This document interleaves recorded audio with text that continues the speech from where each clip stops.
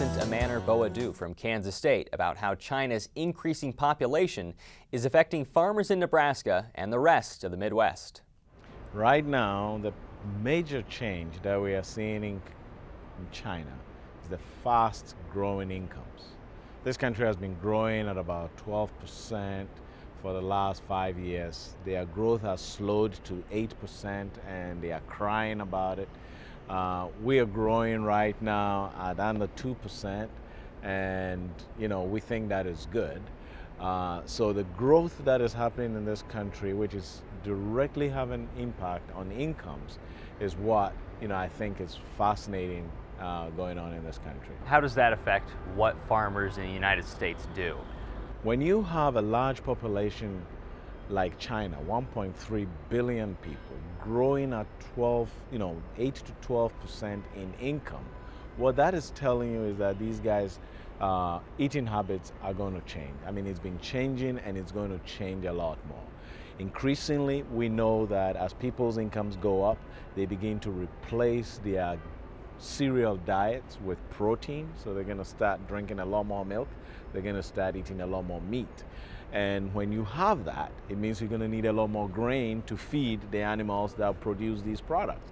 And that is a great opportunity for us to start thinking about. And we know that for the U.S., China is a major importer for U.S. soybeans. Some believe corn will be the next step. But what challenges does the U.S. face? Because there are other providers that can give China grain. And that is why we have to start thinking about what products we are trying to sell in China. Do we sell meat or do we sell feed?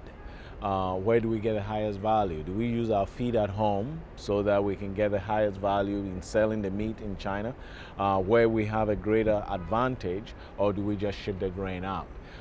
Those are strategic issues that we have to think about.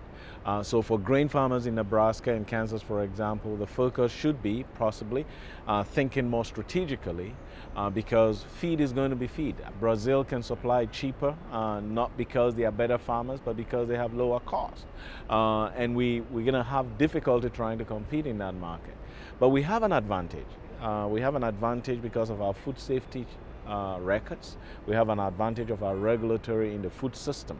And that is something that the higher income, more aware, conscious, discriminating Chinese consumer as we move forward is going to demand a lot more of.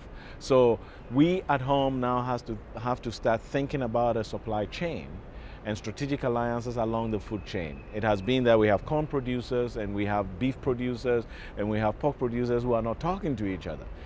From a long-term strategic perspective, it becomes critical that as we look at this country and its growth opportunities, that we begin to think about how we bring our alliances together to take advantage of this market as a unified agri-food system instead of as independent segments of the system. If the U.S. isn't able to do that, what are the markets that can step in? Where is China going or investing that they can capitalize next if the U.S. isn't able to do that? Well, China has to feed its people, and they figure that out. One major strategic advantage they have over the rest of the world is their central government and the fact that the Chinese construction and Chinese import-export banks are financing a lot of investments around the world. They figured out that they're going to go where we are not as a country playing.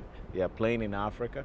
They are buying or investing in land to produce grain and produce livestock and extract minerals and all that.